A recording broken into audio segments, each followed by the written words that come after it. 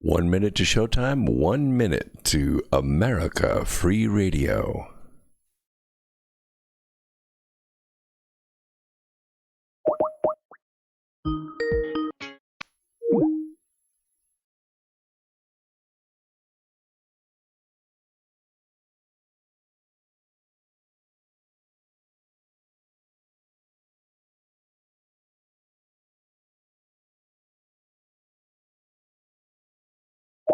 The machine becomes so odious.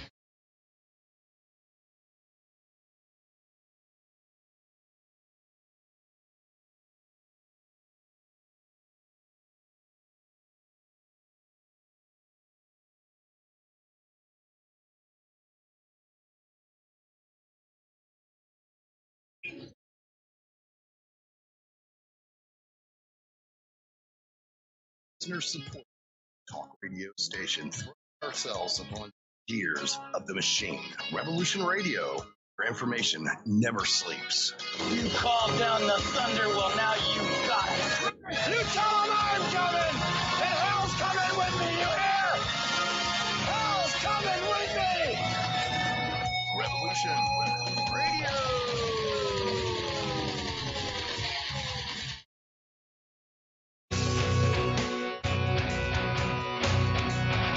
All right. Thanks for listening while we take that short break here at Revolution Radio, freedomslips.com. And yeah, we're going to get back to your host.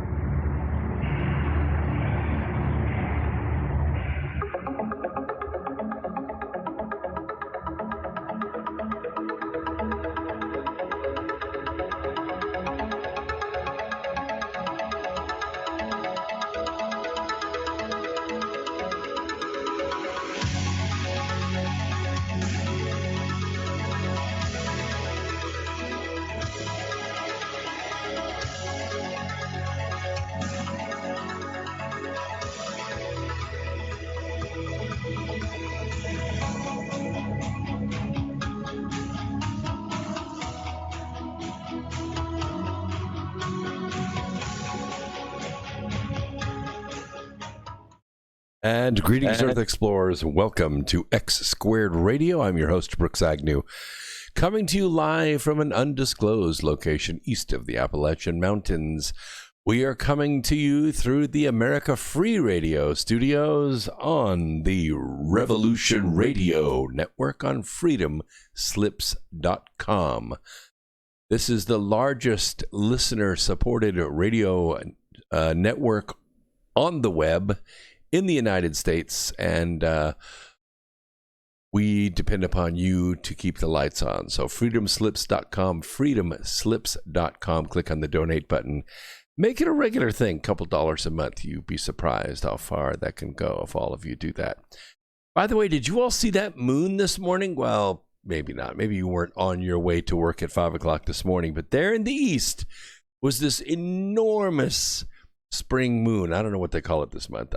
Somebody in the chat room probably knows what the moon is called. It always has a special name. But it was enormous and it was beautiful. And I was driving right toward it, but I was a little slow. It made it over the horizon before I got there. Tonight, though, it should be a little higher. Or maybe, I don't know, maybe a little higher or lower. Not really sure where it's going to be. But get out. Look at it. It should be clear skies. All right, we have a lot to go over tonight. Don't forget, this Sunday at 8 p.m., we're going to have Casey Bielek and Paula Astoria on.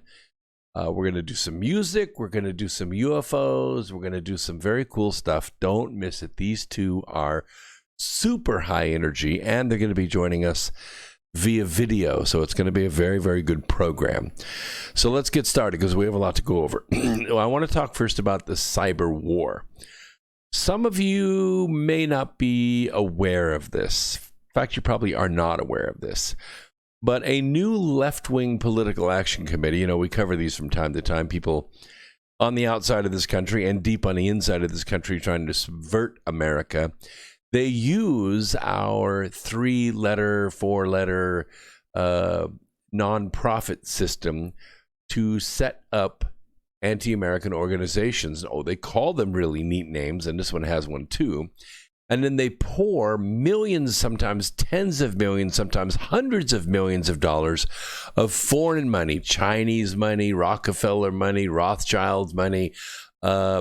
Yes, sometimes Michael Bloomberg money, and I'm going to call that foreign money too, because I'll explain that in a second. And sometimes it is money that really seeks to take apart the United States of America, subvert it. But in this particular case, it's particularly upsetting because this political action committee is advised by an retired Army general, and his name is General Stanley McChrystal.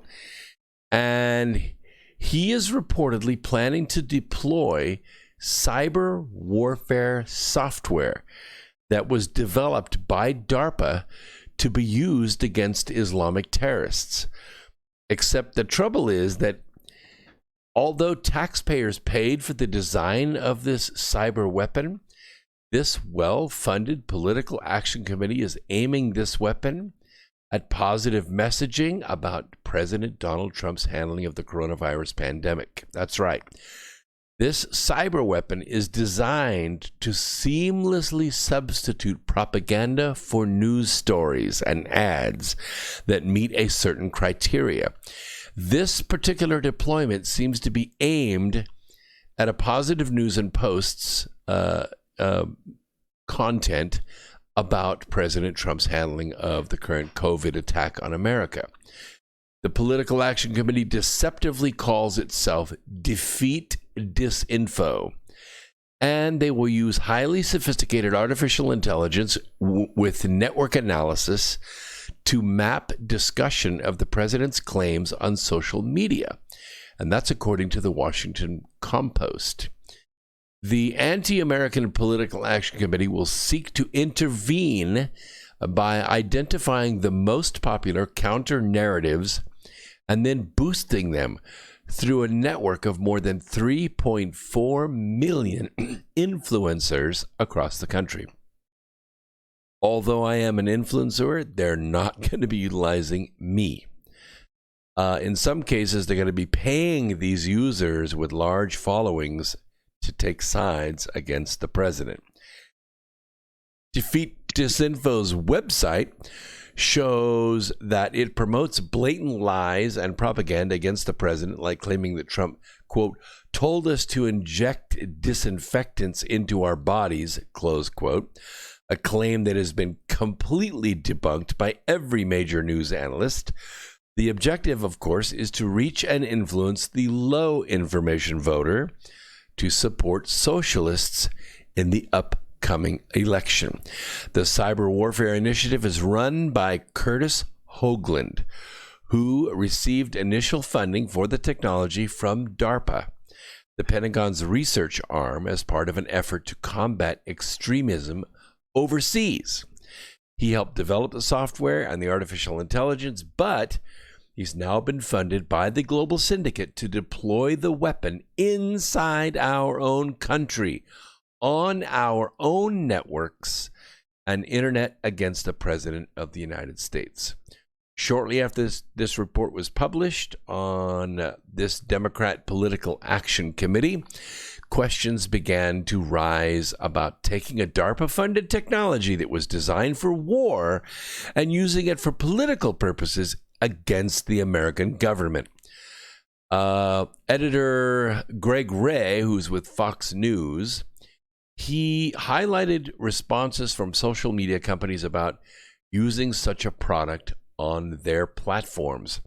A spokesperson for Facebook told Fox News, and I quote, "Our policies require creators and publishers to tag business partners in their branded content posts when there's an exchange of value between a creator or a publisher and a business partner. That does not take place in a majority of the posts, making them look organic when they are most definitely commercial in design and function." Politicians and political action committees who are authorized under Facebook's policy entitled Ads About Social Issues, Elections, or Politics are allowed to use the site's branded content tool, the spokesman added.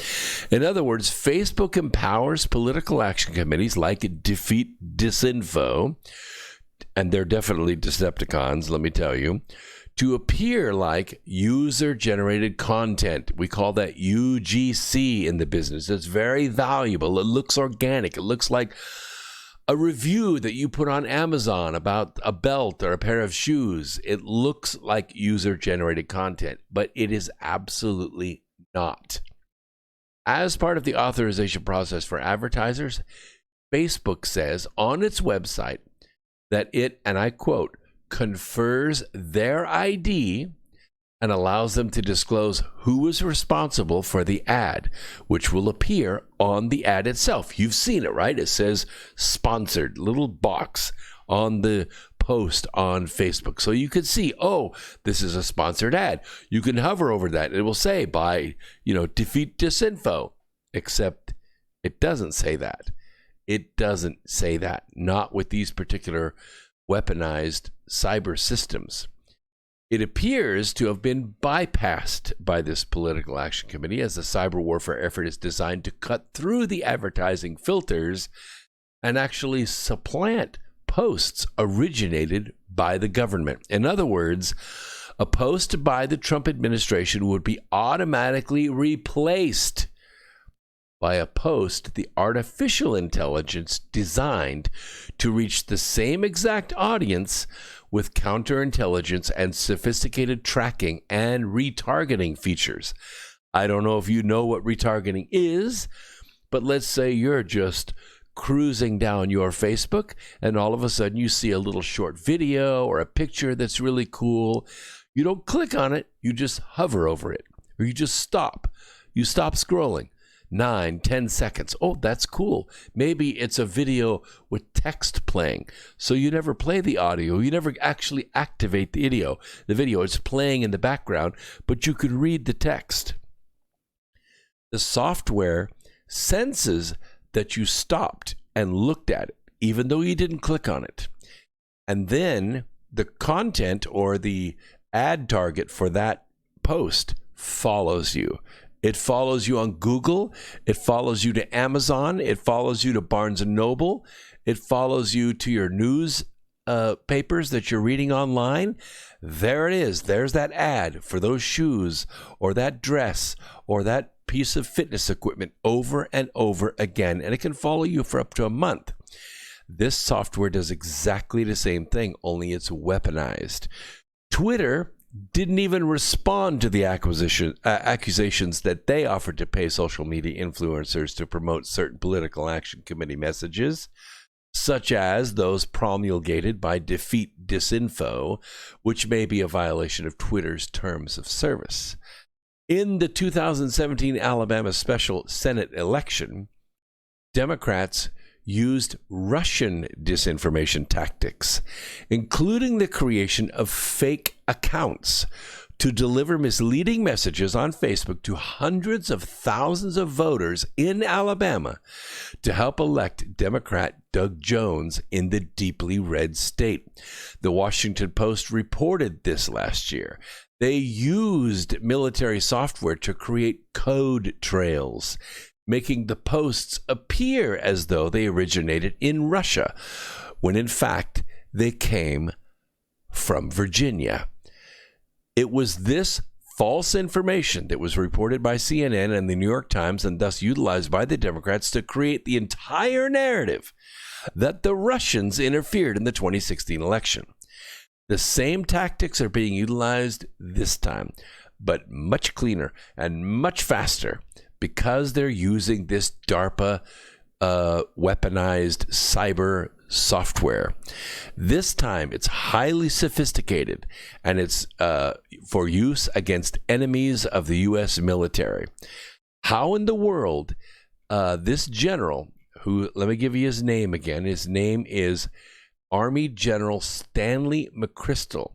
He's the guy that's deploying this cyber warfare software that was designed to fight Islamic terrorists in foreign countries.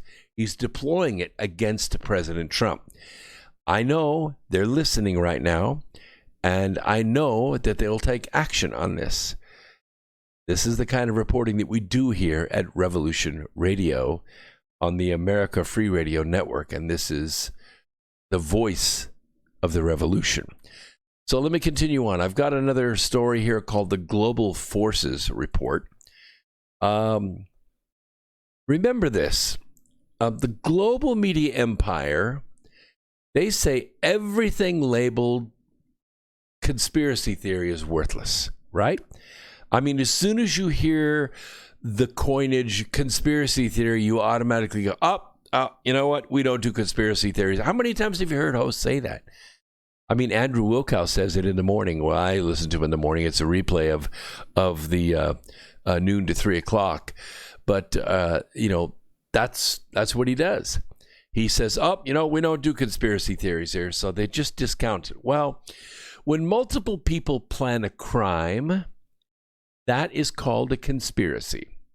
And when a hypothesis is supported by experiments, measurements, and facts, then a theory can be formed from the hypothesis. That's the scientific method, okay? Theories are the basis for scientific progress. So ask yourself this. Is it reasonable that COVID-19 was made in a laboratory in China with money sent by U.S. taxpayers? Was Dr. Fauci involved in making the COVID-19 bioweapon? Is that conspiracy theory, or are these legitimate questions that we should be asking based upon the facts that we have seen? We know from past experience with the flu that the vast majority of people who become infected with COVID-19 will recover. Probably about 99.9% of them will recover, especially with the HCQ, zinc, Z-Pak, and the prophylactic vitamin C being used. Yes, I said that. Why do I say that? Because this program is designed to treat, cure, and prevent disease of ignorance. Most people who die after contracting the disease had pre-existing health issues. Virological experts agree that millions of people infected with COVID-19 showed symptoms so mild that many people weren't even aware they have it or have had it. The same experts claim Earth's entire population needs to be vaccinated.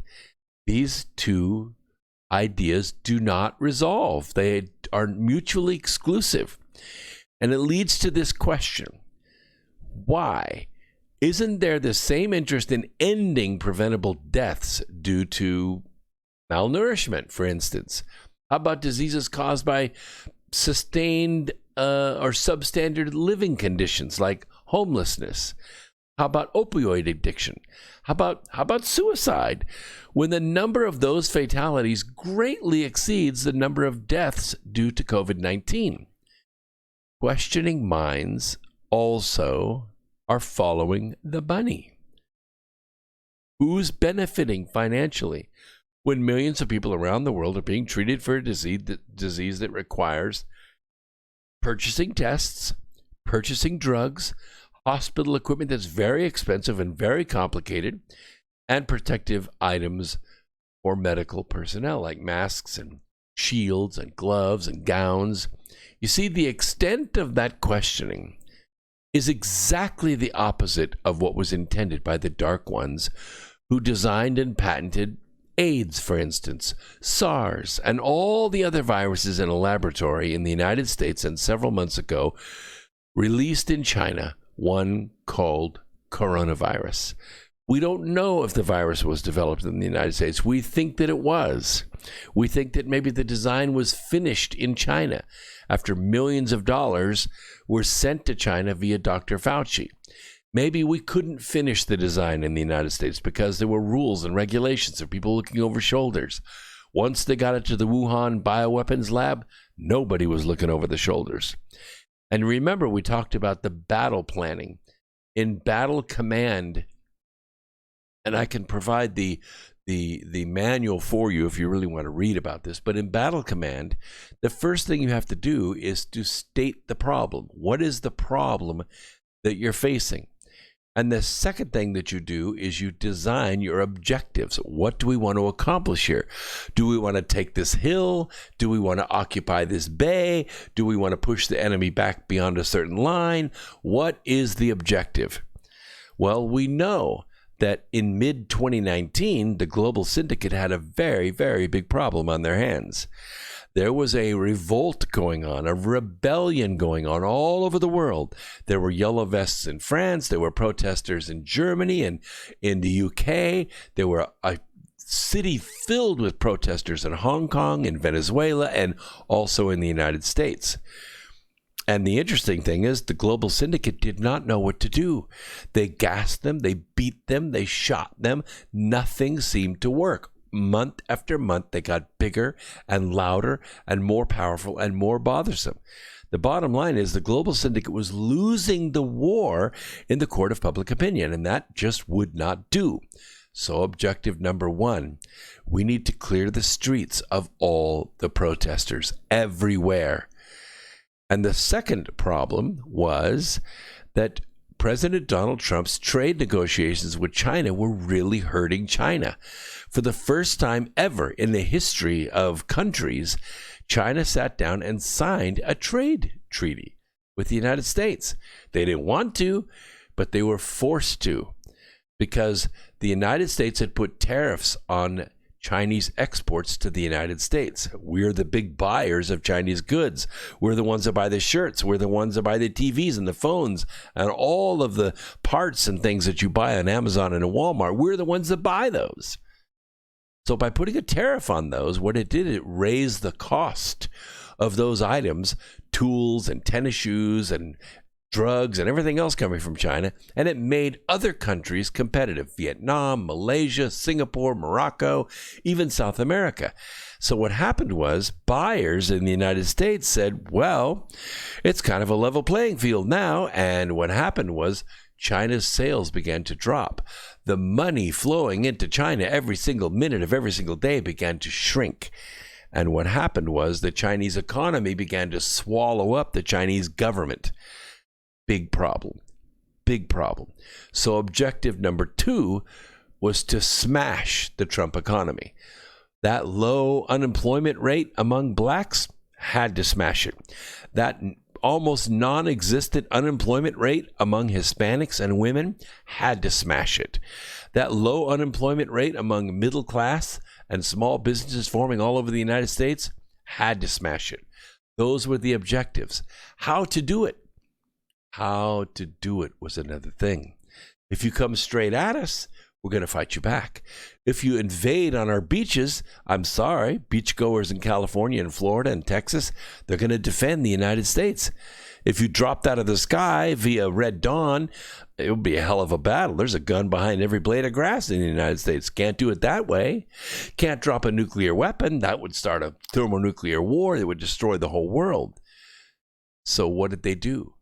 They took Dr. Fauci's special bat virus and they infected people in China with it. On purpose, by accident, makes no difference now, does it? Millions of Chinese in Hubei were infected. And then they were transported all over the world, to Italy, to Seattle, to San Diego, to New York, to UK. And what happened? Those people went straight into food services, health services, cyber systems, and they infected people all over the place. The virus spread like mad. It even spread to, and I know you have been to a resort from time to time in Vegas or Reno or places like this. Well, most of these are run by tribal groups, okay? All over Idaho, all over Arizona, they're run by tribal groups.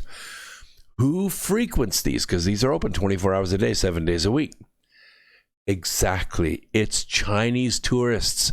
Chinese tourists come to the United States, and if you go to Luxor, you go to Isleta, you go to any of these resorts on the Indian reservations after midnight, because of the time change between Beijing and the United States, it's Chinese. They're Chinese and they're gambling. And what happened? Exactly right. All of the reservations contracted the disease, and Native Americans had almost no defense against it, and they had high death rates. They also went into nursing homes because a lot of them work as nurses and worked as orderlies and worked as cooks and housekeeping. And what did they do? They infected the very most vulnerable, and they had high death rates. It was that way in New York. It was that way in Seattle. It was that way in Arizona. Everywhere they went, the disease followed them.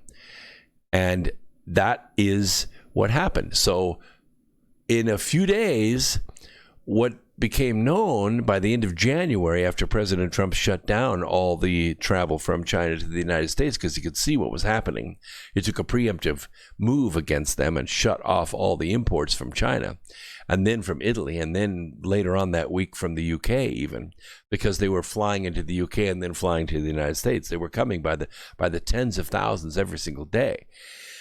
What happened was they did clear the streets of all the protesters. They were gone. Hong Kong, empty. Singapore, empty. France, they put their yellow vests under the seat of their car and they disappeared off the streets. There hasn't been a riot one. Same thing happened in Germany. Same thing happened in the UK. Same thing happened all across the United States. It didn't matter where you went. The streets were empty. The freeways were empty. The malls were empty. No more Antifa. Everybody went away. Objective number one accomplished. 21 days later, 20 million Americans out of work. Who was hurt the worst? It wasn't the wealthy. They're doing fine. They're making money off their money. They're buying stocks at a huge discount.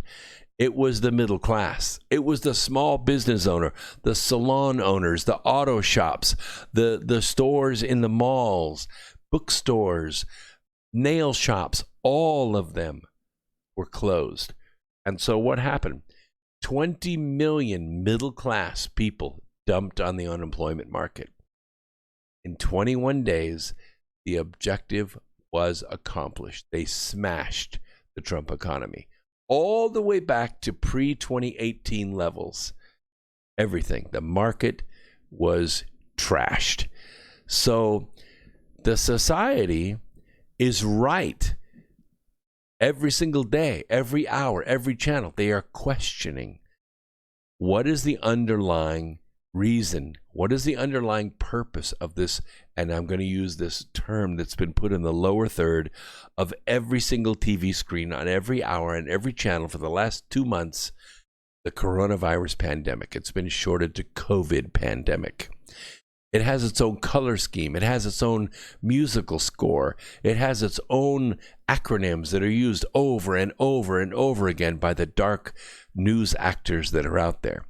We don't see mandatory vaccination policies materializing just yet, but the conversation is ongoing. We're hearing the word vaccination now more than we've ever heard it before in our lives. Now, the economic aftermath of COVID-19 is going to be somewhat rocky. Don't really know where it's going to go. We know that the soft rebellion turned into a hard rebellion, and it's now a full-on revolt. We know that there are 24 states that want to stay closed and 26 states that want to open. I hate to tell you this, but it sounds like a nation divided. A house divided against itself cannot stand. That's what's going on. Don't you see it? 24 states want to close, 26 states want to open. The 26 states that want to open are being called selfish and killers and murderers and putting the rest of the nation at risk. Every kind of bad connotation that you could put on those states is being mustered against them. Goodwill, cooperation, generosity, bartering, trading goods for services and vice versa. It's going to serve you well until an honest global economic system replaces the corruption and greed that created the billionaires who are running and ruining everything on this planet. The coronavirus scourge is the global syndicate's Waterloo. A powerful light force behind the scenes is charging them with crimes against humanity. I don't know where that's going to go. We don't have a lot of power, but we have a lot of people. The people who keep trying to kill billions of us. They conduct satanic rituals. They control mainstream media. They adversely impact all the other aspects of life on earth. And they're trying to eliminate you from their world. Those at the peak of darkness conceive heinous plans. Others are eagerly complicit. Most, I'm afraid, are minions who participate because of bribes, because of blackmail, threats against their families in some cases. Charges are based on fabricated information, photos, videos, but the truth about every person indicted is going to come forth in time. My admonition to you is stay positive, stay calm, stay balanced, stay optimistic. And I know the difference between an optimist and a pessimist. You should too. An optimist believes we live in the best of all possible worlds, and a pessimist fears that's true. I want you to focus on the upside. Try to put yourself out in the future of this and look back. Don't let the mainstream media manipulate you. When you go to the beach and they line body armored cops with batons up between you and the sand, they're saying this is our private property and we're going to guard it, and you're not allowed to walk on it. You cannot enjoy the water, the beach, and the sun. Now, at first, you're going to think, well, there's 1.5 million of us, and there's 29 of them. We can just walk past them. Yes, you could. But remember, you're probably being baited. You're being tricked into revolting against the establishment government. I caution you against that. I would say the rule of law applies the same for everybody. If those police are giving you a lawful order and saying you cannot cross this curb or you'll be arrested, you need to turn around and you need to go home. Those cops, they're not your enemy. Those cops are working for the revenuers. They're working for the tax collectors. They're working for your government. Where you need to turn your ire toward is you need to focus on the elected officials that are running those police. Somebody's giving those police orders to keep you off the beach. What they want is for you to mob those cops. It would be great if you just trampled right over them. They would love it. You know what they would do? They would order up the National Guard, and they'd have a bigger force next time.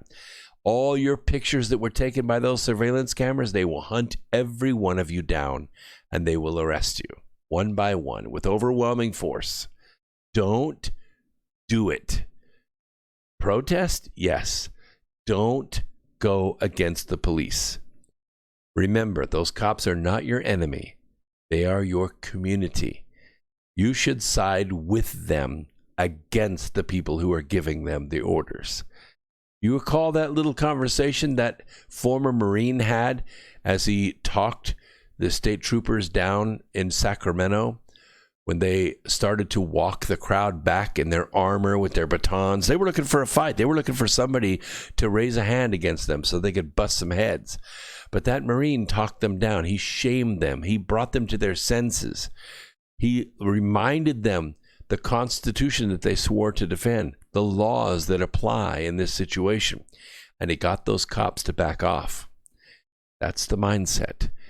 Stay calm, stay positive, stay balanced, stay optimistic, and remember, those police are not your enemy. The people they work for are your enemy. That's who you need to focus your ire on. So what is the Global Syndicate's master plan?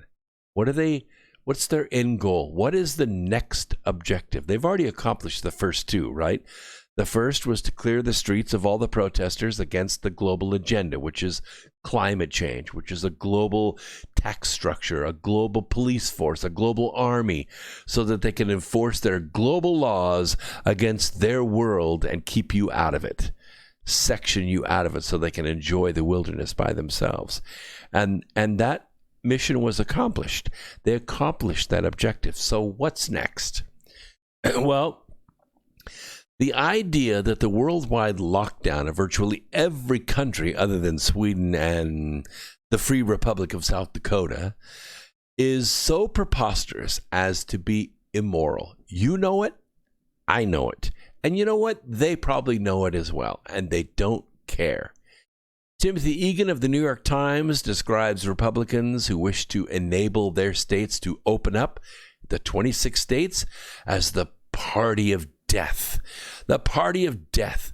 Look at the salon owner in Texas that refused to stay closed because her family was starving, and the haircutters and stylists in her salon, they were also starving and they needed to feed their children. So she said, they can't keep me closed. I'm going to open anyway. And what happened? The Obama appointed judge, by the way, who was promised a very cushy promotion if Hillary Clinton got elected. Obviously she didn't, so he didn't get his promotion. He had his mask, and what did he order this salon owner to do? Oh, yes, of course he ordered her to close, but there's more to it than that. He ordered her to apologize. He ordered her to apologize. And she basically said, I don't think you can order me to apologize, and I'm not going to, and I'm not going to close my shop. So you do what you think you need to do. And he did. He put her in jail for 7 days. She is still serving time, and fined her $7,000. Now, I believe that her GoFundMe account has raised a little over $250,000. So she's going to do fine on her legal expenses and maybe be able to take care of some of her haircutters as well. But she's still in jail, even though Governor Abbott and the District Attorney of Texas ordered the judge to release her. You see what I'm talking about. This is the Civil War. This is the Civil War. This is the party of death against the party that wants to destroy America. That's the way it is today on planet Earth. 187 different countries where deceit and cowardice and immaturity now dominate almost all societies because the elites, the global syndicate members, they're deceitful, they're cowardly, and they're immature. But for those open to reading thoughts they may differ with, here is the case for why the worldwide lockdown is not only a mistake, but also, more than likely, the worst mistake the world has ever made. And for those intellectually challenged by the English language and things like logic, mistake and evil, they're not the same. Saying mistakes were made is not the same as saying it was an evil thing that you did. The lockdown is a mistake. The Holocaust, slavery, communism, fascism, those are evils, okay? Massive mistakes are made by arrogant fools, but massive evils, they're committed by evil people. Now, the forcible prevention of Americans from doing anything except what politicians deem essential looks and it smells like evil, because it is. It has led to the worst economy in American history since the Depression of the 1930s, and pretty much by the same methodology. In 1929, the global syndicate dried up the money supply. They closed the money supply off. And what it did is it choked regional banks to death. And they ended up confiscating their depositors' money to cover their margins because the banks were vested in the stock market and they lost their money. They were using depositors' money to buy stocks. So when the money supply dried up and the stocks crashed, the banks didn't have the depositors' money anymore. They lost it. They lost it to the global syndicate that was running the markets. You see, it is panic. It's hysteria, not the coronavirus that created this catastrophe. And the consequences, in much of the world will be more horrible than in America. Because America can respond. America has the ability to respond. Most of the world doesn't. They don't have the resources. They don't have the education. They haven't diversified the functions of their society to be able to do it.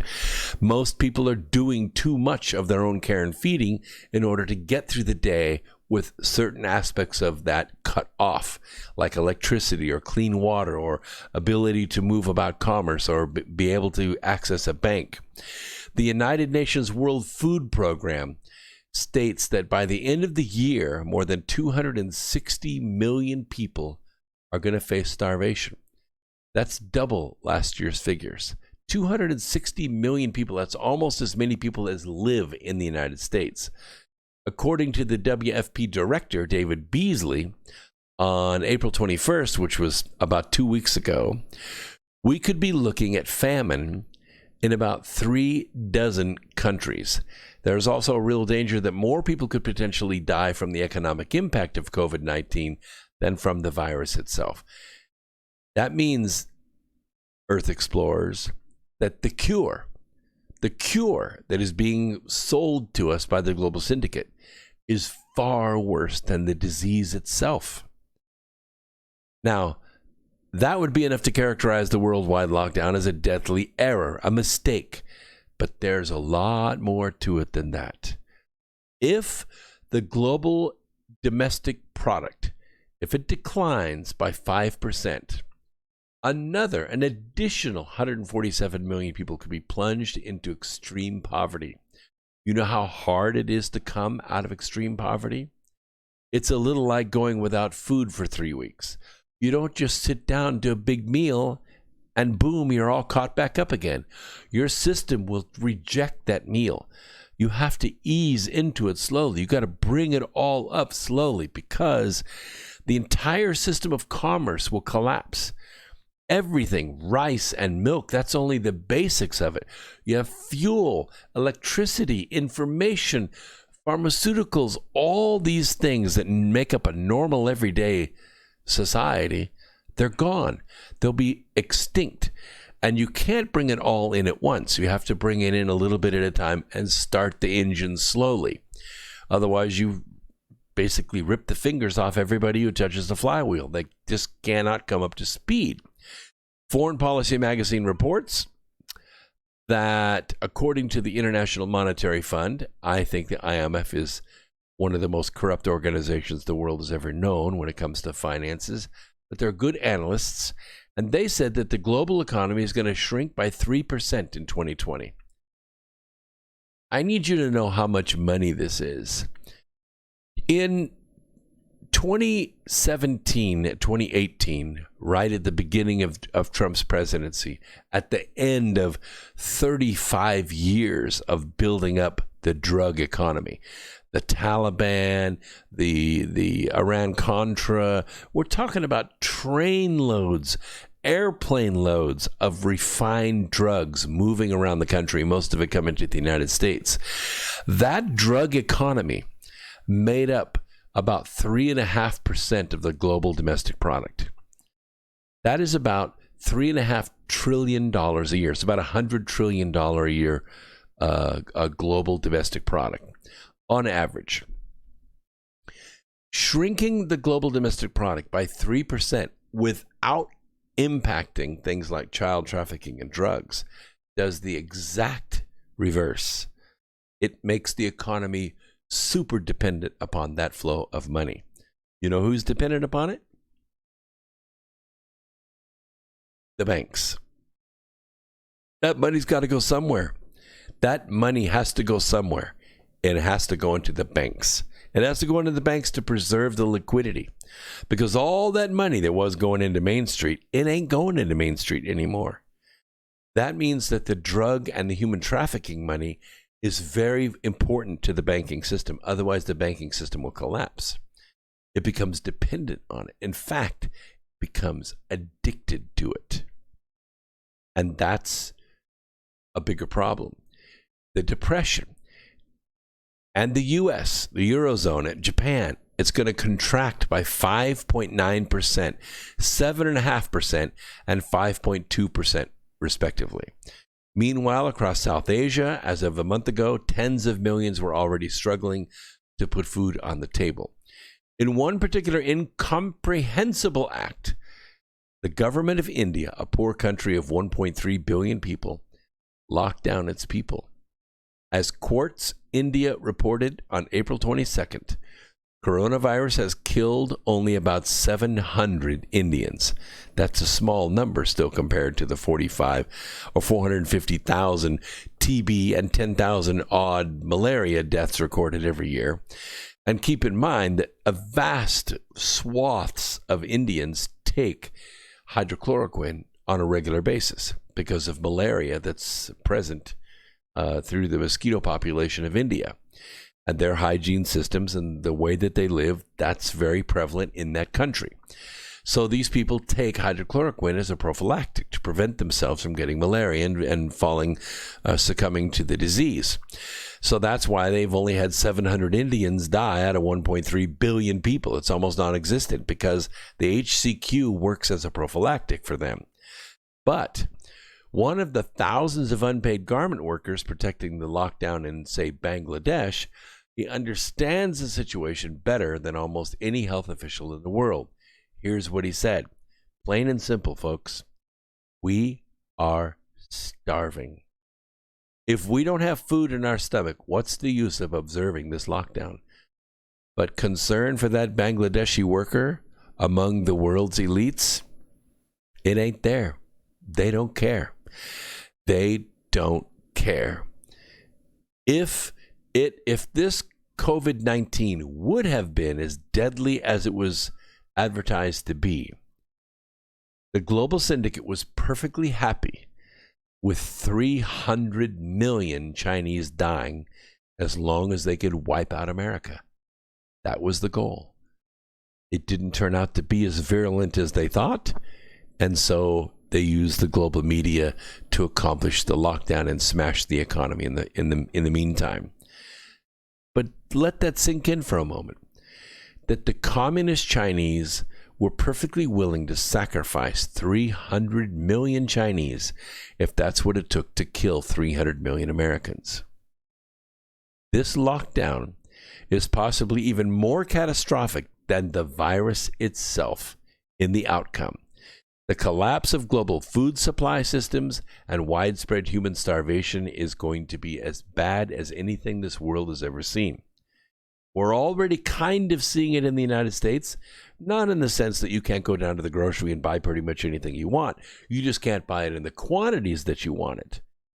Pork, chicken, beans, these kinds of things require, and milk, they require a processing system to be in place in order to get that to the store.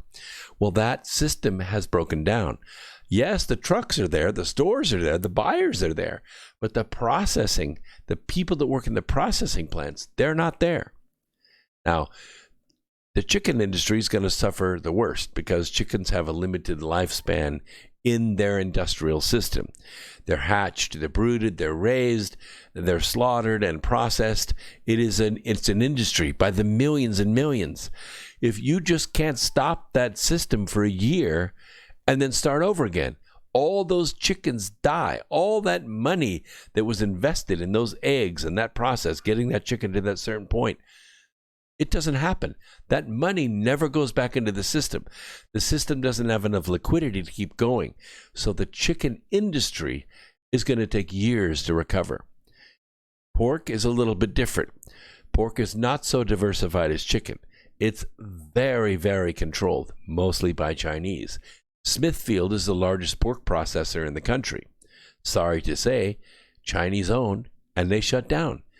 So pigs also have a limited lifespan. You can't just keep hogs to the next year. All that feed, all that health care and everything that has to be given to that pig, it's not realized in the year that it was supposed to be realized. The cash flow is stopped for 12 months. It's a big, big problem. Now, maybe if you live in the country, you can go down to the slaughterhouse and you can get a hog slaughtered and you can fill your freezer with sausage. But the average city person, they don't have access to that. They don't have access to that. You can't bring a hog into a grocer and process it with the meat cutters. Doesn't happen. Whole bunch of health regulations against that. Beef, that's a different story. That's a different story. The beef system can, by its nature, go black market.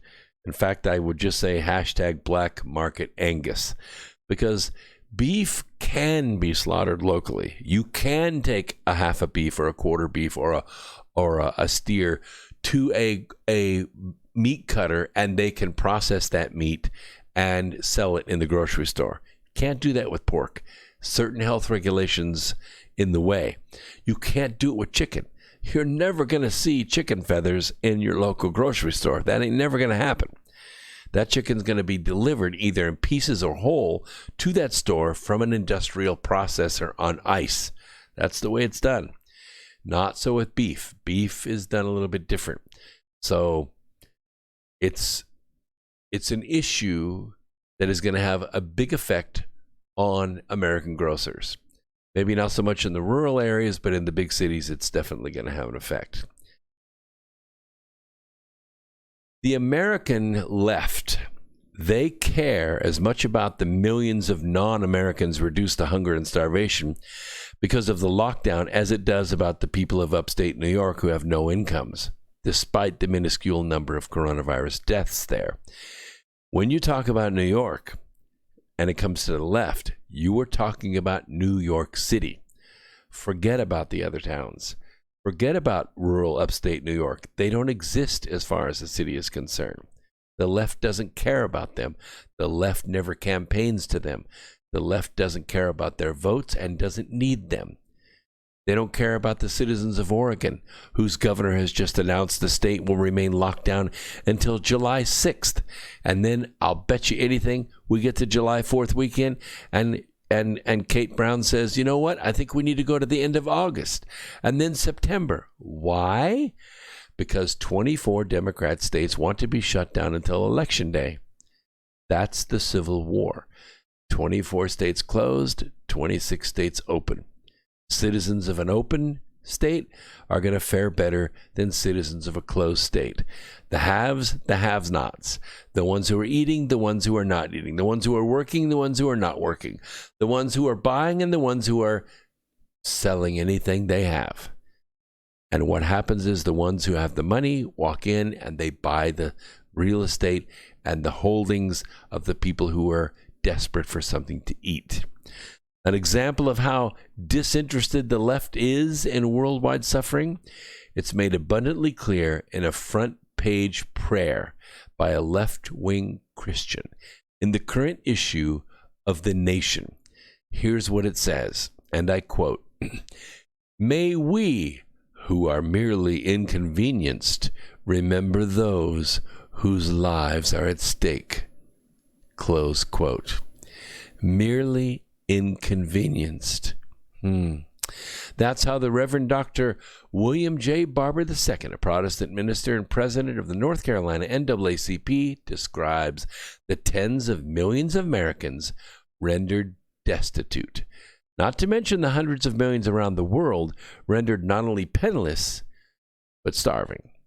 The truth is, like all the elites, like the Marie Antoinettes, it is men like Barber who is merely inconvenienced.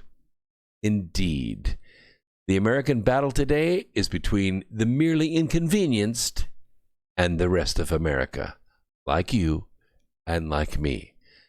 Michael Levitt, professor of structural biology at Stafford Medical School and winner of the 2013 Nobel Prize in Chemistry, recently said this, I quote, "There is no doubt in my mind that when we come to look back on this, the damage done by lockdown will exceed any saving of lives by a huge factor." Close quote. To the left, anyone who questions the lockdown is driven by preference for money over lives. You hear it every day in the news. Typical of the left's moral shallowness is the headline on Salon this week.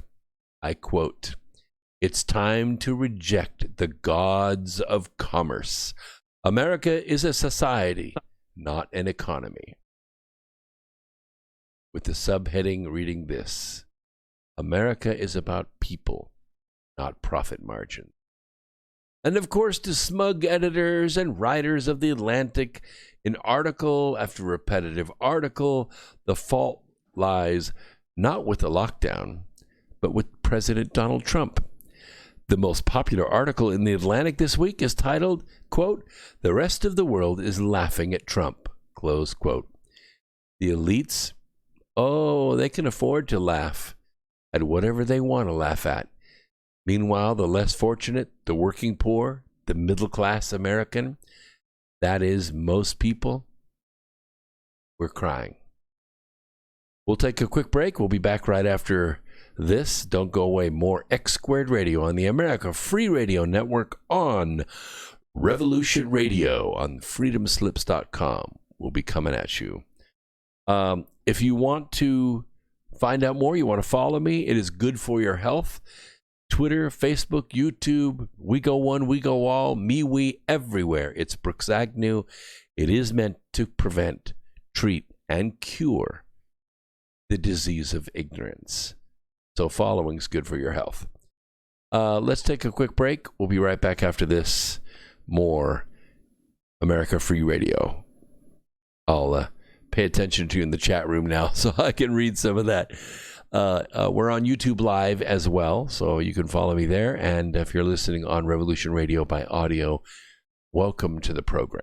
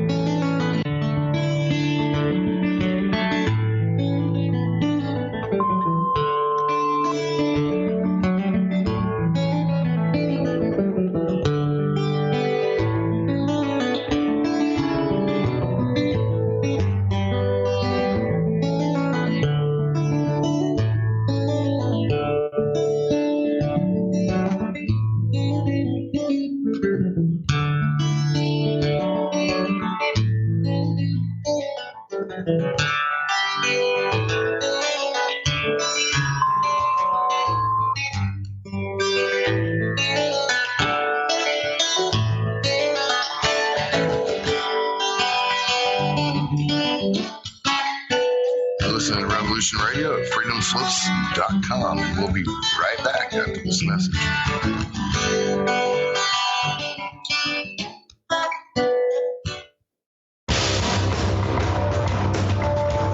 Hello, my name is Mr. Rowe. I am the host of Reality Extraction on Revolution Radio at freedomslips.com.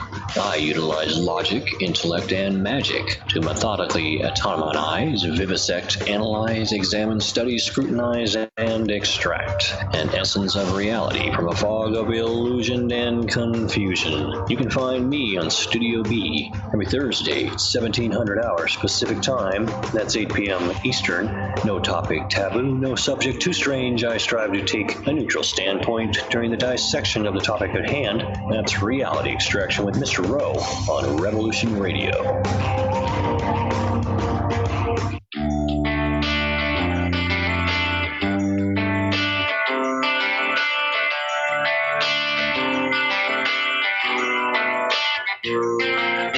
this is Thomas, a.k.a. a Mad Painter. I'd like you to join me Monday nights, 10 p.m. Eastern Standard Time for Open Canvas. Don't forget to bring an open mind. Yes, folks, that's right. Bring an open mind to an open canvas. Again, that is Monday nights, 10 p.m. Eastern. UFOs to government corruption. This is Revolution Radio, freedomslips.com. You don't need to expect us. We're already here.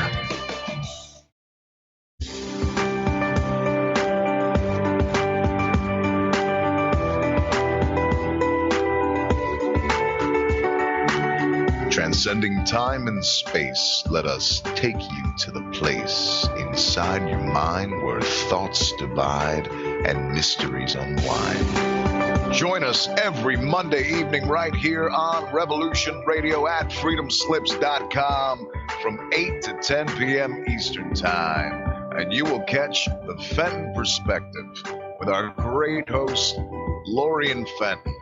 Come listen in as she shares her amazing stories from the past to present, along with all of her guest secrets to the future. That's the Fenton Perspective every Monday evening right here from 8 to 10 p.m. Eastern Time, only on Revolution Radio. Oh, and you don't need to expect us. We're already here.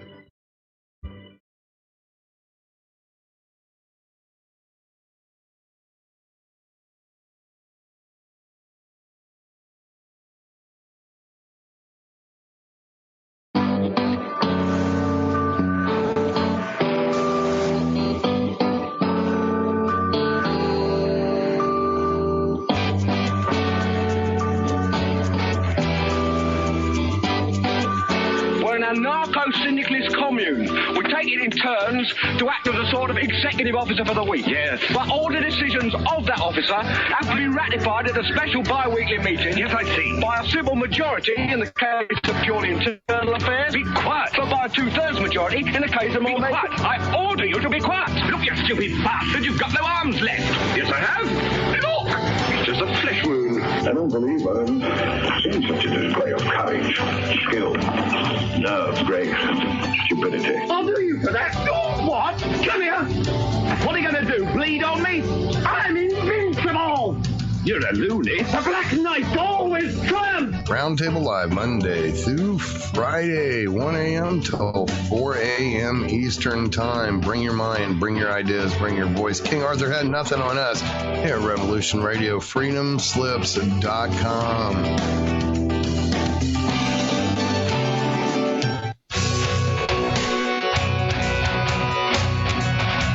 All right. Thanks for listening while we took that short break here at Revolution Radio, freedomslips.com. And now we're going to get back to your host. All right. Good to be back. Second hour of America Free Radio on the Revolution Radio Network on freedomslips.com. So glad you could be here with us tonight. This is the #1 listener-supported network in the country, and we encourage you to help support it. Make it a regular thing. NPR is taking money out of your check every single payday against your will and spending it on a fabulous building in New York that NPR enjoys sending propaganda out of every single day. You can counter all that by taking a couple dollars a month, sign up on your PayPal, and send it to revolutionradio.com. The donate button is right there on the cover. If you do that, 100,000 of you do that, we could change the world. We could save the world. So this, I just want to have you pay attention to the rotating book ads that are up there. These are the 11 books that I have written. They're all for sale on Amazon and Barnes & Noble, and also on Kindle, and in some cases Nook. And here's the great thing about these books. If you buy these books for yourself or for a friend, I will give you the audio version of each one of these books for free. So if you're not a great reader, don't worry about it. I read it for you. In my voice, too, because I couldn't afford a professional. Keep what you catch. Don't you think that's a great idea? If you were a fisherman, you'd go to the sea and throw your line in and catch your boatload, bring it back to the shore, sell it to a restaurant, and take home the rest to feed yourself. Well, the Trump administration is drafting a legal blueprint for mining on the moon. On the moon. Pretty cool. Pretty cool stuff. Anyway, it's under a U.S.-sponsored international agreement called the Artemis Accords. I do discuss this in my latest book called Asteroid Mining, the Future of Energy. You can see the cover right there on YouTube. And I'll put the link right down here in the description in the bottom. If you go to my website, which is brooksagnew.com, and click on the store link on there, you'll see all these books for sale, and it'll give you a chance to buy those. And you can also just buy the audiobook if you don't want to buy the paperback or the Kindle. You can do that as well. They're very inexpensive. I make my audiobooks dirt cheap because I'm trying to get the word out there. But this book, Asteroid Mining, the Future of Energy, is in color. I had to do it in color because the spacecraft, all of the photographs that we got from JPL, from NASA, from several of the project managers, these projects are just neat looking, and I wanted you to really enjoy it. So I published the book in color, and it's one that needs to go on your coffee table next to that big, thick black book called Gravity. And if you don't have that book on your coffee table, it's an expensive one. Great conversation piece, but you can at least put Asteroid Mining, the Future of Energy there. The agreement that President Trump is proposing would be the latest effort to cultivate allies around NASA's plan to put humans and space stations on the moon within the next decade. And it comes as the civilian space agency plays a growing role in implementing American foreign policy. This is where, I think it lacks something. You see, the draft pact, it hasn't really been formally shared with the U.S. allies yet. It has been kind of put out there as an executive order, but that is not a treaty. That's just the basics to get things started. The Trump administration and other spacefaring countries and enthusiasts like myself, we see the moon as a key strategic asset in outer space because it is. It is a strategic asset. The moon also has value for long-term scientific research that could enable future missions to Mars, activities that fall under a regime of international space law widely viewed as outdated. It is outdated. It really has not been addressed. And, even though it has been addressed in some respects, it's always been addressed with a kind of bias. What is it biased toward? That's a good question. One thing that I bring out in the book is that the moon is the high ground. It is the high ground. It is an asset that the possession of it would give the holder of it an advantage over the cislunar space and even the Earth itself. The Artemis Accords, named after the National Aeronautics and Space Administration's new Artemis moon program, they're proposing what they call safety zones that would surround the future moon bases to prevent damage or interference from rival countries or companies operating in close proximity. What does that mean? Well, it means that, first of all, they want to put GPS satellites around the moon. We need to do that because the gravitational field of the moon is very anomalous. There's a lot of heavy gravity asteroids and meteorites that have landed and sit beneath the surface of the moon, and they make the gravitational field of the moon kind of lumpy. It's not an easy thing to just orbit the moon side by side in other craft because you're pulled one way or the other. You kind of wobble around the moon. That's fine when you're the only satellite going around, when you're some kind of lunar lander or you're some kind of orbiting module that drops a lander down on the moon and then recovers it and then takes off back to Earth. That's fine. But when you put a couple hundred satellites in orbit around the moon, you have a real problem because this orbit is kind of lumpy. So what they want to do is stop using the GPS satellites that are orbiting the Earth, and they're kind of extending the radio field or the location of these satellites, because they sit anywhere from 400 to 12,000 miles out into space. The rest of the 200,000 miles to the moon is extrapolated. So you don't really get accurate, maybe accurate, but you don't get precision. And precision is what you're looking for. Plus or minus 10 meters, not good enough for landing on the moon. You need to be plus or minus 5 meters, or better yet, plus or minus 3 meters, which you can do if you have more GPS satellites around the moon.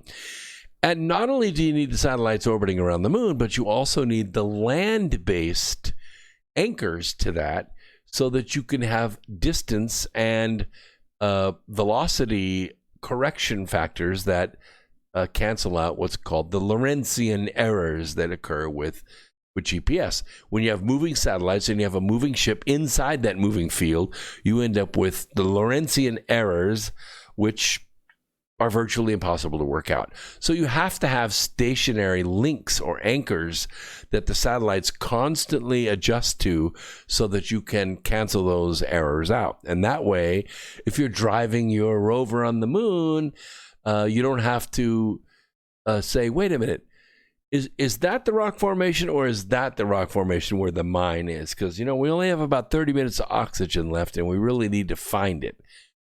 You can drive it straight to it. In fact, you could set the rover on automatic and it will drive exactly straight toward it. You can't do that without GPS. The other issue is there are a lot of assets on the moon that we want to mine that sit in or near the polar regions of the moon. These are areas that are, yes, they're constantly bathed in sunlight, but it's oblique. That is to say, it's not sun shining straight down 12 noon. It's sun shining like 5 o'clock in the morning. It's across the ground. So everything that's going to collect sunshine has to be standing straight up and down. Likewise, everything that you're going to be mining is in pitch blackness down in the bottom of a crater. You got to be able to navigate that. You can't just shine lights everywhere. You got to go on the moon. And the reason you want to access these craters is a lot of these craters are as deep as Mount Everest is tall, and they're filled with frozen stuff, frozen methane, frozen water, and all of that is fantastic rocket fuel, hundreds and hundreds and hundreds of years worth of rocket fuel and water and oxygen, all sitting there for the taking. All you have to do is core drill it, warm it up a little bit, process it, and boom, you're done. The other thing that's sitting up there is a little element called helium-3. Helium-3 does exist on the Earth, but in very small quantities, because in sunshine, helium-3 turns to helium-4. Yeah. Helium-4 is stable. It has 2 protons and 2 electrons, and it's the stuff you fill your balloons with for your kids at the birthday party. Not flammable. It's very lightweight. Makes great blimp fuel. It's harmless. Helium-3, it is missing a neutron. Yeah, so it has a little light, one of the pieces of the nucleus. And what you really want to do with this, you want to take 2 helium atoms that are helium-3 and you want to fuse them together. Well, when you do, you're going to kick off a spare proton. And the protons, because they're charged +1, they can be electromagnetically collected, and you can even gather electricity using them. Neutrons, you can't do that. Because there's no charge on them, you can't do anything with them, and typically they're radioactive, and they cause cancer when they get into the body and do an alpha decay and all kinds of nasty stuff. So helium-3, no radiation, but lots of energy. It takes a little bit more activation energy to get it lit off. You need a hell of a match to get the fusion to happen, but once the fusion happens, you have enough energy to keep it going. Why is that important for the Earth? Because, I'm so glad you asked that question, because we have lots and lots of nuclear power plants on this Earth. And the way they're designed, they run on fission. Fission is where we take uranium and we bombard the crap out of it with high-speed, high-energy neutrons. It's called enriching. We stick stick a bunch of neutrons to it until the mass of this uranium goes way up. It gets very heavy. It also gets very unstable. What does it want to do? It wants to go critical. It wants to give off radiation, and that radiation is in the form of heat. So what we do is we regulate that with lead bars and lead grids. And what we do is when we want to slow the decay down, we drop the lead in, and the lead catches the neutrons and lowers the whole reaction down very slowly. When we want to speed it up, we raise the lead out of the way, and the neutrons are free to fly around. We boil water, we make steam, we turn turbines, and we make electricity. We have two issues with this. One, that those neutrons flying around make a lot of radiation. We collect it in what's called heavy water. That leaks out into the environment. You got a big problem like Fukushima City. You don't want to have that happen. It's a big problem. The other issue is that the lead eventually becomes saturated. We call that nuclear waste, and we got to do something with that. It's going to be radioactive for another, 12,000 years, so we got to stick it in a mine somewhere, and nobody wants that in their backyard. The good news is that the facilities themselves are pretty well built, and they already have all the infrastructure. The transformers are there, the power lines are there, the reactor is there, the water is there, the turbine is there, everything's ready to go. So what we really want to do is we want to bring the helium-3 back from the moon. We want to convert the reactor, stick the helium-3 in there, start a fusion reaction, boil the water, make steam, turn the turbines, make electricity with zero radiation. Yeah, and here's the good news. Not only is there no radiation, but the fuel lasts much longer. You bring a shipping container of helium-3 back and stick it on a nuclear power plant, and you can power that plant for 100 years. Uranium, you can only power that plant for 3 years, and then you have to refuel it. Getting that fuel ain't so easy. It's expensive. You got to mine the uranium, you enrich the uranium, transport the uranium. It's a pain. What we have been doing, it's a little bit cheaper, is we could take the weapons grade plutonium and we can degrade it. There's a facility in Irwin, Tennessee that does just that. We could degrade it, and we could put that material into the nuclear power plants and power the power plants that way. It's cheaper and, in my opinion, is a better use of the weapons-grade plutonium. But that's eventually going to run out, and we're going to end up screwing up the whole planet. So there we are, 2 days away, sitting up there on the moon, which, by the way, you should be able to see this morning. It was glorious, just fantastic to look on. It was amazing at 5 o'clock this morning as I was driving toward the west. There it was getting ready to set, and it was huge and almost orange, and it was just beautiful. There it is, 2 days away. All we got to do is go up there, get the helium-3, and we're in business. What kind of business? Oh, the gold rush of all gold rushes. This is why the Artemis Accords are important. This pact that they're trying to put together, it's trying to promote a framework under which international law for companies can work to own the resources that they mine. And they is a big pronoun. All the people that I know in the industry are here in the United States. They're not so happy with it. I'll tell you why. In the coming weeks, U.S. officials plan to formally negotiate the accords with space partners such as, Canada, Japan, European countries, as well as United Arab Emirates. And they're opening the talks with the countries the Trump administration sees as having like-minded interests in lunar mining. Russia, who's a major partner with NASA on the International Space Station, they're not going to be an early partner in these accords. You think that's fair? I'll look for your answers in the chat room. Do you think it's fair to keep Russia out of these accords? Are we automatically making an enemy? You know, as the Pentagon increasingly views Moscow as hostile for making threatening satellite maneuvers toward U.S. spy satellites in Earth orbit, maybe, maybe not. The United States is a member of the 1967 Outer Space Treaty and sees the, quote, safety zones as an implementation of one of its highly debated articles. It states that celestial bodies on the moon are not subject to national appropriation by claim of sovereignty. It isn't some territorial claim, in other words. The safety zones, whose size would vary depending on the operation, would allow for coordination between space actors without technically claiming territory as sovereign. The idea is, if you're going to be coming near somebody's space operations and they've declared safety zones around it, then you need to reach out to them in advance and consult them and figure out how you can do that safely for everybody. Now, the Artemis Accords are part of the Trump administration's plan to forego the treaty process at the United Nations. They don't want to do this. They don't want the United Nations involved in this. It relegates the UN as a non-influence. I think that's a really good idea. If you look at the series The Expanse, you need to go to Amazon and look it up because it's really, really well done. The first season was done on Sci-Spy. It was okay. The first season was written by the guy that designed the game, The Expanse, which was very popular. And he was a good writer. I think he did a good job on the first season, but it just lacked that polish of a really good science fiction TV series would have.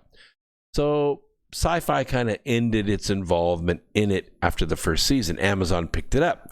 Wow, what a difference. Season 2, 3, and 4 were just phenomenal.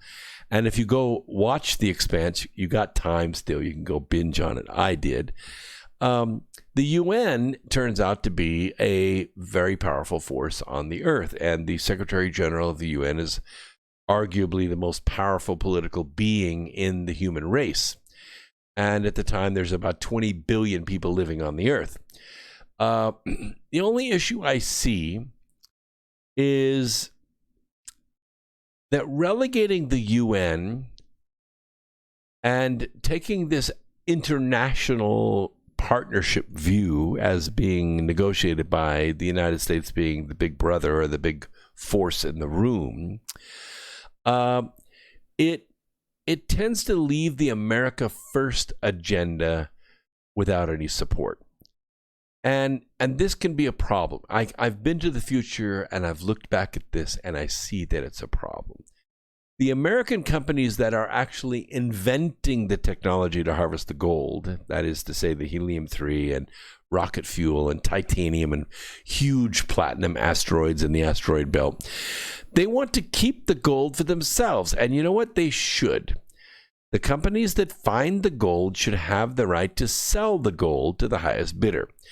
That financial model, I'm afraid, is the only one that works for exploration. It seems that countries are increasingly treating space as a new military domain. One that gains the high ground, as I said, are going to be in a position to control the future. And the U.S.-led agreement is also emblematic of NASA's growing role as a tool of American diplomacy, which doesn't really satisfy the private sector so much. The private sector wants to keep what they catch, you know. If you were put into a boat and you were given a pole and you went to sea and you caught fish, you would bring those fish back, sell the extras, and take home what it requires to support your family. You get to keep what you catch. You don't just land on the shore, dump all the fish on the shore with all the other fishing boats, and then take what you need for your family home and leave the rest for the organization. That doesn't work very well because people are going to go out there and say, well, I don't need to fish so hard because Peter and his boat, they always fish well and I'll have plenty to eat. I don't need to catch everything I need because someone else will do it. We already know that model does not work. And it isn't working now. These companies are not going to maintain their risk in space unless there is a reward in space. And NASA's all about the science and the technology and discovery, which they are critically important to be sure, but that doesn't buy spaceships. That doesn't, pay the people that are taking the risk with their lives and investing their technology and their intellect in these things. Actually, I would argue that it's international power. In other words, it's globalist power. And I don't really support it. I mean, yes, NASA's investing tens of billions of taxpayer dollars into Artemis program, which calls for putting humans on the moon by 2024. Hello, it's 2020. This is like, 5 weekends away. We're going to be there. And yes, there's a plan to build up a sustainable presence on the lunar South Pole thereafter, but it will be private companies mining lunar rocks and frozen bodies of water that can be converted to rocket fuel. That is the real gold rush. Not NASA. NASA's going to be left in the dust on this. The United States enacted a law in 2015 granting companies the property rights to resources they mine in outer space. But no such laws exist in the international community. Joanne Gabernowitz, who's editor-in-chief emerita of the Journal of Space Law, she said an international agreement must come before staking out some kind of exclusive area for science or for whatever reason. I got news for you. Joanne. There ain't going to be no exclusive science area. There's not going to be any national park on the moon. I promise you, if there's helium-3 there, if there's a big old platinum asteroid underneath the ground, they're going to rip that baby up and they're going to harvest it. And science be damned. Of course, we've already seen how effective law is without guns to back it up, right? With more wealth than the world has ever known as a state, it must be capitalism that drives this renaissance in space. The donor class gets away with murder because they have the guns, or at least they have the photos with underage girls. The space exploration suppliers I spoke with are not happy with this executive order or this prospective treaty. It sweeps all the chips off the table for the people that are taking the real risks to go to the moon and Mars and beyond. You put the chips back on the table, put them back in the pot, and let these great pioneers reap the rewards. Yes, it's going to be a little wild, wild west at first, but that's why the Space Force is there, to prevent pirates from coming in and taking the whole thing over. But you got to let these people reap the rewards for making the voyage into the unknown. Now, let's be realistic about that. Don't you agree with me? I think that's true, yes.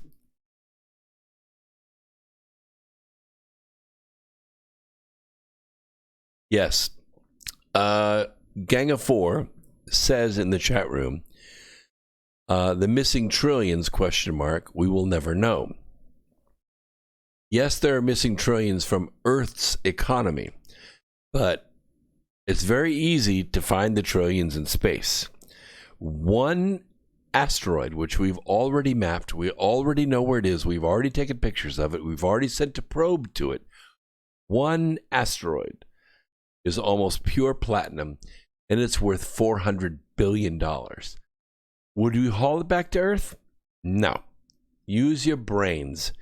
If we haul it back to Earth, it's going to be very much like when the conquistadors hauled all the gold out of the Yucatan back to Spain. Did it make Spain the richest, most powerful nation in all of Europe? No. It smashed them. It ruined their economy. And guys, that was 1,200 years ago. It was 500, 600 AD. Well, that's when the first ships went over. It was about the 1700, early 1700s when the Spanish conquistadors were hauling all that gold back to Spain. What happened to Spain? They're still the poorest nation in all of Europe. Same thing would happen here. That platinum, yes, it's a very valuable metal. It could be used in all kinds of things. But it needs to be used in the cislunar market and in the cis-Mars market. By the way, the asteroid belt sits outside the orbit of Mars, so it'd be very easy to use. David Caldwell puts $20 in the top chat. This one's for Brooks. Just a cup of coffee and a Danish. Oh, and then some. Thank you very much, David. All the proceeds that come in tonight are going to the North Pole Inner Earth expedition. Those of you that helped us out when Doc Skinner was here, I matched your contribution. I sent it to Doc. He was very, very thankful. In fact, I think we saved his internet. It was due to be like the next day. So we came along at the right time with the right amount of money. Thank you very, very much. We helped the community. All right, I want to talk a little bit about Operation Corona Scare. Yeah, do I want to do that? Let me see if I want to get into this or not. Let me just set that story aside just for a moment, because we've covered that really, really well in the first hour. I want to talk a little bit about politics. Maybe not politics, but the actual political scene. A lot of people don't know this. It was kind of a backstory, well below the fold. Nobody really paid any attention to it, but I saw it, dug it out because I thought it was important. You remember our good friend, right? Our good friend Bernie. Yes, Bernie. Everyone knows who Bernie is. The interesting thing about Bernie is that he has not really made people very happy. In fact, he has conceded or temporarily shut down his campaign, but he kept his delegates. Yeah, he kept his delegates. So this makes it a little tricky because everybody is pretty well convinced that Joe Biden is probably not going to be the nominee. The way it works in the Democrat Party is you have to get 50% of the delegates in order to get the nomination, to be the candidate. Joe's not going to get there. The super delegates are kind of waffling. They're a tight group of people that know what's best for the Democrat Party. And we all know what's going to happen in the debates if Biden turns out to be the candidate. The first time Biden says, I'm sorry, what was the question? That's it. That debate is done. That election is over. Bernie would at least be aware enough to hold an argument. And so it's interesting that he suspends his campaign, but he keeps his delegates. And just when you're sure you knew who the not Trump candidate was going to be, something new pops up. A federal judge ruled yesterday that the New York State Board of Elections must hold a presidential primary election. And because of that, they have to restore Bernie Sanders and all the other presidential candidates who qualified to the ballot. Got to be done. This is a big deal. It's a lot of delegates to be had. In an unprecedented move, New York last month canceled its Democrat presidential primary. I told you this was going to happen. When these big primaries and these big caucuses take themselves out, what happens is those delegates, they're off the table for everybody. They can't just give their delegates to Joe, to China Joe. They can't just give their candidates to Pocahontas or, to Booker or to little Peter Buttcrack. They can't just give their delegates. They got to have the primary. So the judge ruled that they got to have the primary, and that means everybody that was qualifying for that ballot, in other words, they had enough signatures to be on the ballot in New York, they got to be put back on. Boom. Yeah. In a response to a lawsuit from Andrew Yang, you remember him, don't you? He was the former candidate. And by the way, several New Yorkers who plan to attend the 2020 Democrat Convention as delegates. The New York District Judge, Analisa Torres, ordered that New York must hold a presidential primary with all 10 candidates who qualified, including Bernie Sanders. The Board of Elections cited the coronavirus pandemic and the dangers of an in-person voting in its decision to cancel the primary. While dozens of states have postponed their primaries, New York is the only state that actually tried to cancel theirs. Now, while Bernie dropped out of the presidential primary April 8th, He is staying on the ballot for the rest of the primary cycle to earn delegates toward the convention, which would give his camp crucial influence over the party platform. This influence is exactly what the Democrat Party is afraid of. They don't want him to have influence, and they damn sure don't want him to be the candidate. He ended his campaign, let's see, he said, has effectively ended the real contest for the presidential nomination, Douglas Kellner, board's co-chair, said in justifying the board's decision to cancel the primary. And what the Sanders supporters want is essentially a beauty contest that, given the situation with the public health emergency that exists now, seems to be unnecessary and indeed frivolous. So they canceled the primary. But Sanders supporters, you know who they are, the Bernie bros, they argued that it made no sense for New York to cancel its presidential primary for public health reasons, given that the state would hold dozens of congressional and state-level primaries and enact no excuse absentee voting significantly or specifically for the June election. While New York law requires voters to have a documented excuse to vote absentee, Governor Andrew Cuomo essentially waived that requirement by issuing an executive order that added the risk of getting COVID-19 as a valid excuse. So, Cuomo also recently announced that the state would send absentee ballots to everybody, to every registered voter. Torres agreed with the argument. Canceling the primary would only marginally benefit public health. In sum, removing Yang, Sanders, the other candidates from the Democrat primary ballot will protect the public from COVID-19 only to a limited extent, she wrote in her decision. But barring plaintiffs and plaintiff interveners from participating in election for party delegates will sharply curtail their associated rights. And she may be right. In addition to formally selecting a presidential nominee, Democrats convened several important committees at the convention to vote on the party's official platform, like, do we believe in God or not? Are we going to allow same-sex marriage? All those kinds of things, and the policy priorities. For Sanders and his representatives to have a spot on any of those powerful committees, he needs to earn 25% of all the pledged delegates allocated throughout the Democrat nominee process. And guess what? An inability to compete for any of New York's 274 delegates would be a huge blow to his efforts. If all but one of the presidential candidates are removed from the ballot and the primary is not held, delegate plaintiffs will be deprived of the opportunity to compete for the delegate slots and shape the course of events at the convention. And the voters will lose the chance to express their support for delegates who share their votes. The loss of these First Amendment rights is a heavy hardship. Now, Bernie's camp had similarly blasted the board's decision as undemocratic and unfair to voters, describing it as a violation of New York's own delegate selection plan.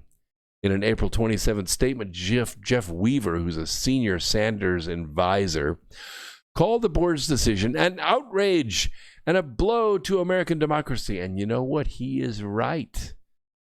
Given that the primary is just months away, the proper response must be to make the election safe, which they can do. And that means if they go to voting all by mail, which does lend itself a little bit to fraud because of Ballots RS operating out there, but doing it on a one-time basis, a case-by-case basis because of the COVID risk, rather than to eliminate people's right to vote completely, it may be just the ticket. The interesting thing is that I don't think he can get, if he gets all 274 delegates, it'll be significant, but that's not usually what happens. So they get spread among all the candidates. Now, will little Peter Buttcrack and will Michael Yang and, Pocahontas and all these people, will they gather, and Klobuchar, will they gather electors or delegates from this? Yes, they will. it's not going to give anybody 50%. And what's going to happen if you don't get 50% is it's all going to go to a brokered convention in Milwaukee. When it goes to a brokered convention, they'll have the first vote. Nobody's going to get 50%, which means it automatically goes to a second vote. And guess what? Everybody's back. Everybody's back. Corey's back. Little Peter Buttcrack is back. All those people that had to drop out in the early part of the race, they're back. And a bonus. Yes, you also pick up Hillary Clinton. You also pick up people who are not on the ballot at all right now. That's exactly what happened in the 1940 election. In the 1940 election, John Nance Garner, who was Roosevelt's vice president, was running for president. Couldn't get but 46% of the vote. So it went to a brokered convention.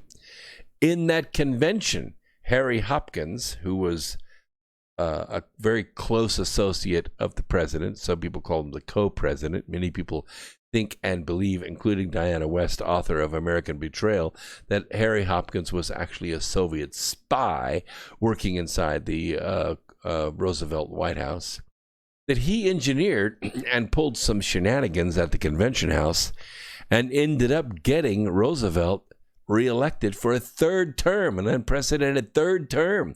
Roosevelt was not even on the ballot, and he won 86% of the delegates. So Hillary Clinton is not even on the ballot. But if the party bosses want Hillary Clinton as the nominee, she's going to win the brokered convention. She's not going to be vice president. She's going to be the presidential nominee.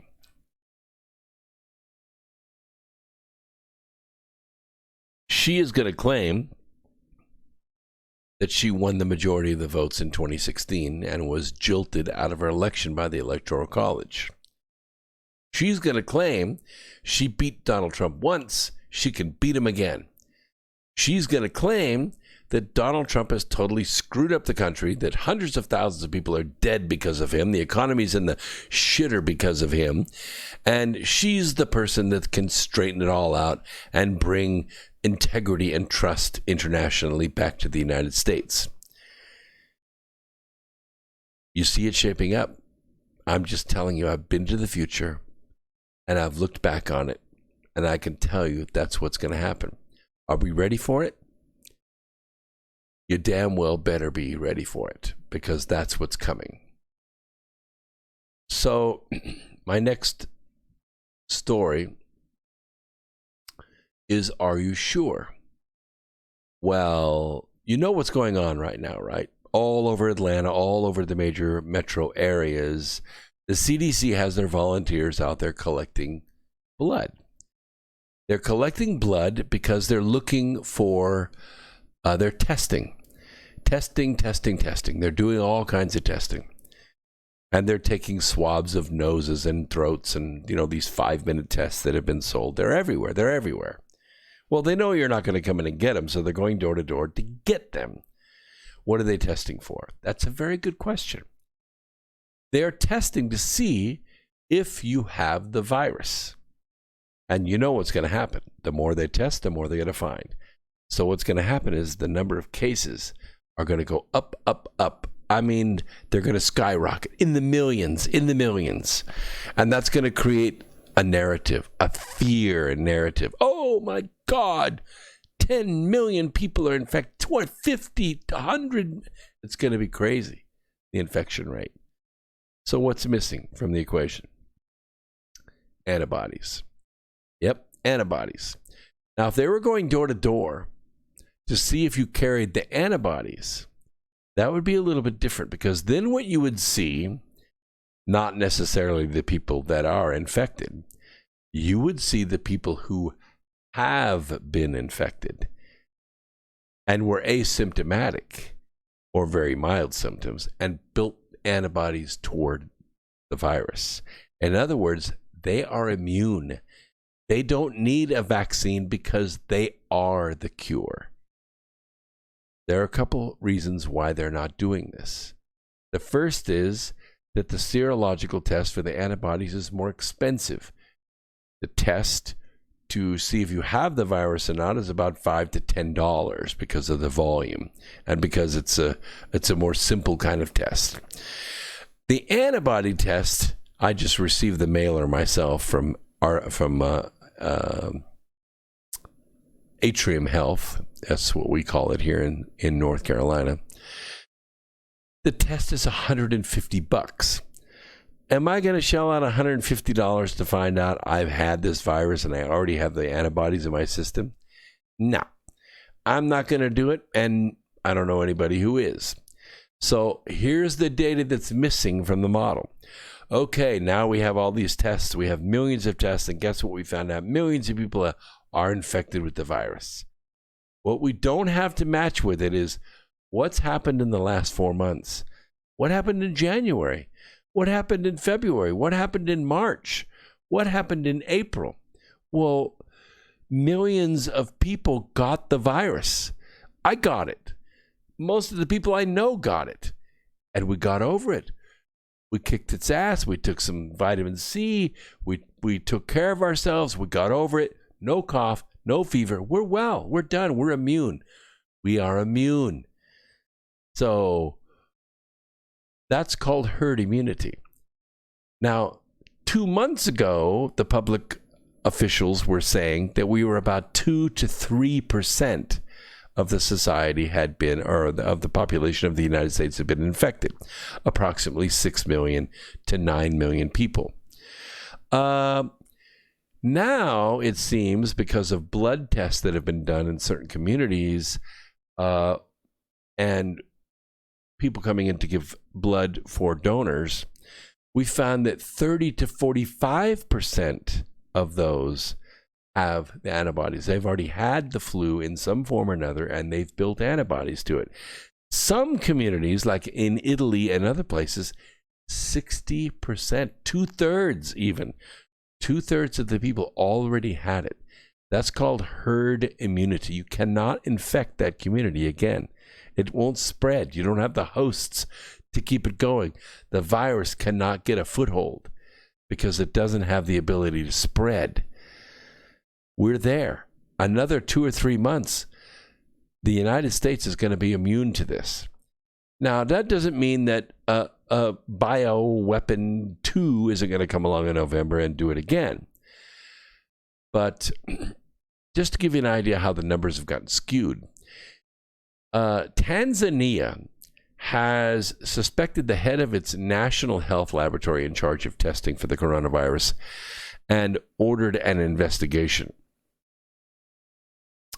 He ordered it a day after President John Magufuli questioned the test's accuracy. Magufuli said on Sunday, yesterday, or a couple days ago, that the imported test kits were faulty as they had returned positive results on a goat and a fruit called a pawpaw, among several non-human samples submitted for testing, with technicians left deliberately unaware of their origins. In other words, it was kind of a double-blind test. He did not say where the kits had been imported from or why the authorities had been suspicious of the results. But Catherine Sungura, who is acting head of communications at the Ministry of Health, said in a statement a couple days ago, the director of the laboratory and its quality assurance manager had been immediately suspended to pave the way for the investigation. Sungura said a 10-person committee had been formed to investigate the laboratory's operations, including its processing and collecting and testing of samples. Sunday, Magufuli also fired the head of the government medical stores department, which is in charge of distributing medical supplies and equipment to government hospitals, but he gave no reason. Anyway, a couple days ago, Tanzania had recorded 480 cases of COVID-19 and 18 deaths, according to a Reuters tally, based on government and World Health Organization data. Now, unlike most African countries, Tanzania sometimes goes for days without offering updates, with the last bulletin on cases last Wednesday. COVID-19 infections and fatalities reported across Africa have been relatively low compared with the United States. Mostly that's because they take HCQ, hydrochloroquine, as a prophylactic against malaria. In neighboring Kenya, a Senate body sought an explanation from the health ministry over the circumstances leading to the demolition of the head of the rapid response and team director in charge of the center. In relation to the above, the committee observes that the timing and the dismissal is wrong, as it is likely to have a significant impact on the morale and motivation of the various staff that work under him. And that's basically what they were concerned with, not so much on the results. But just to give you an idea, that's why the United States returned a lot of the tests that they got from China, because they were returning faulty results, false positives. Final story called Bad Chinese. China's military has banished a provocative U.S. Navy destroyer from the South China Sea. That's not going over so well. The communist country is also expected to smash more pro-democracy protests in Hong Kong that have flared up. Chinese People's Liberation Army said the Navy vessel had been expelled from the oil-rich stretch of water after entering what they called Chinese waters. They called on the U.S. to instead focus on its national epidemic situation. Go home. Stay home.